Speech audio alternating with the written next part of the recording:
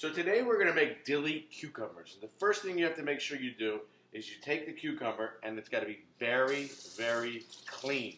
The second thing, very important in getting your cucumbers prepared, is there's the blossom end and the stem end. You have to cut off the blossom end. Why, you ask? Because the blossom end has enzymes in it that can be dangerous again inside the canning, and also it can make the cucumbers soft and the pickles soft instead of a nice crunchy cucumber that we like. So we're going to cut off just the end of the cucumber. Cutting off about 1/16 of an inch of the cucumber at the blossom end will ensure that the pickle will be safe to eat and crunchy. Next thing we do is we're going to cut them into spears. Crunchy, crispy, fresh. So now we're going to prepare our brine, and our canning jar needs to go in this boiling water to get it sterilized and ready to be packed. So we're going to place it in there very softly and gently. That water is already boiling, which is also where we're going to put it in there after it's already packed with all the ingredients. So now we're going to make our brining liquid. We're going to use 8 ounces of distilled white vinegar.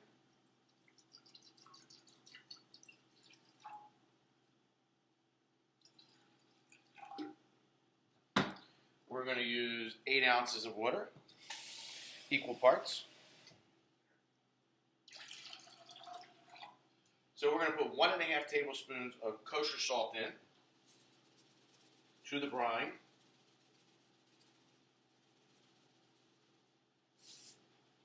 And bring it to a boil.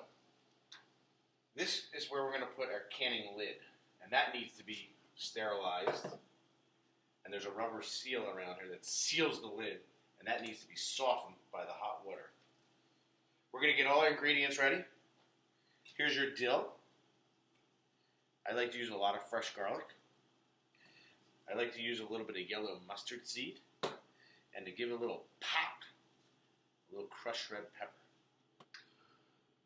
We're going to take the hot jar, out of the liquid, the boiling water, and is ready for preparing the pickles.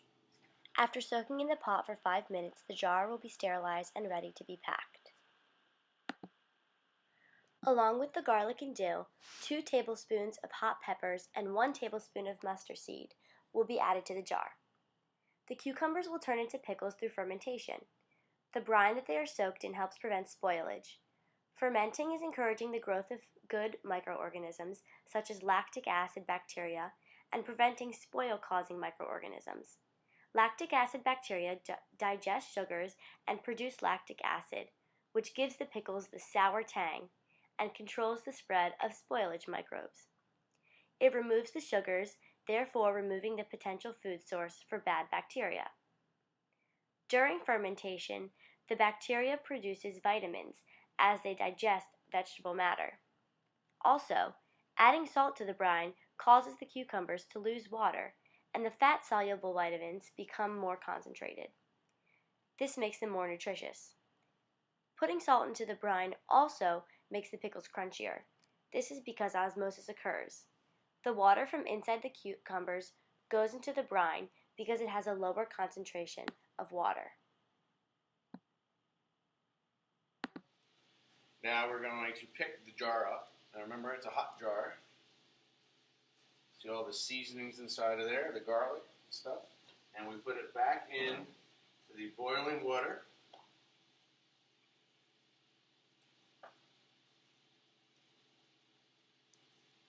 As soon as it comes to a rolling boil, which is a very vigorous boil, we're going to keep it in there for 5 minutes.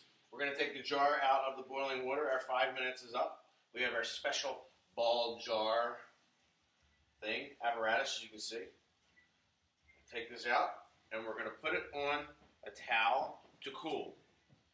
The key here, at this point, which is really important, is if it's sealed, if everything worked properly, this top will make a popping sound when it is sealed onto the jar. And at that point, you know you're good. If it doesn't, then you just put them in the fridge. They'll stay for a couple of weeks, and you got pickles for a couple of weeks. If it seals, it can stay in the cabinet for over a year and still be good and tasty when you open them up. Other than their delicious flavor, what is it that makes Silly Dillies worth dancing over?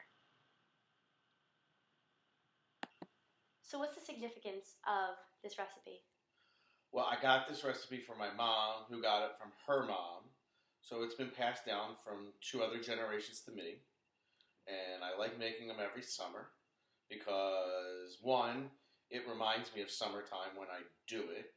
And I love fresh produce and cooking, so it combines all of that.